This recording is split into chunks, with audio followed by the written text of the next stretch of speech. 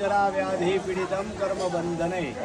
જેમ આ ભગવતીનું હૃદય પડ્યું હોય તે અરવલ્લીની ગિરિમાળાઓની અંદર 51 શક્તિપીઠ પૈકી અંબાજીનું મંદિર આવેલું અને અંબાજીથી 6 કિલોમીટરની દૂરી ઉપર અતિ પૌરાણિક જેને કહેવાય સ્વયંભૂ સ્કંદ પુરાણમાં જેનો ઉલ્લેખ થયો ભગવાન કોટેશ્વર મહાદેવનું અતિ પૌરાણિક મંદિર અને એવું કહેવાય છે કે ભગવાન સ્વયં ત્યાં પાતાળમાંથી ભગવાન પ્રગટ થઈ અને લોકોના જે ભગવાન દર્શન અંદર ગૌમુખની અંદરથી સરસ્વતીનું ઉદ્ગમ સ્થાન જે માણા ગામની અંદર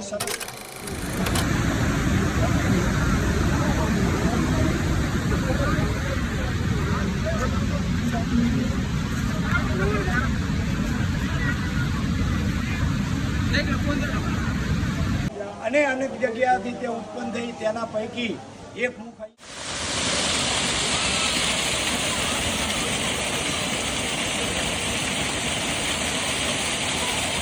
સરસ્વતીની જળધારા ભગવાન શિવજીને કોટેશ્વરને સ્પર્શ કરી અને આગળ ચાલતી હોય છે અને સરસ્વતી આગળ જઈ અને લુપ્ત થાય જ્ઞાન તેની દેવી પણ સરસ્વતી કહેવાય કારણ કે ભગવાન શિવની ઉપાસનામાં સરસ્વતી પરમ ભક્ત ગણાય છે આપણા શાસ્ત્રોમાં તો એ સરસ્વતીનું ઉત્તમ સ્થાન અને પૌરાણિક અતિ પૌરાણિક જેને કહેવાય હજારો વર્ષ સુધીથી આ સ્થિર ભગવાન કોટેશ્વર મહાદેવનું મંદિર અને નીચેની તરફ જેને કહેવાય વાલ્મીકી મુનિ જે આદિકવિ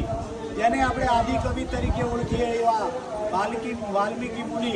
એ પણ અહીંયા રહી અને અમુક રામાયણનો ભાગ અહીંયા લખેલો એવું આપણા શાસ્ત્રોમાં કહેલું છે તો એવો વાલ્મીકી મુનિનો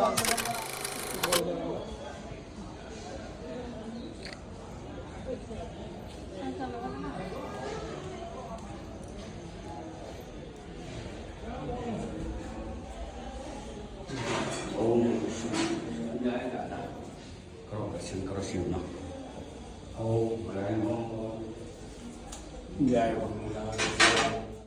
પ્રકૃતિના ખોળાની અંદર અતિ પૌરાણિક ભગવાન કોટેશ્વર મહાદેવ અહીંયા ભારતભરની અંદરથી અનેક ભક્તો આવી અને પોતાની મનોકામના હોય અને અત્યારે પવિત્ર શ્રાવણ માસ ચાલી રહ્યો છે ત્યારે અનેક ભક્તો પણ અહીંયા આવતા હોય છે ભગવાન ભોળાનાથને પ્રસન્ન કરવા માટે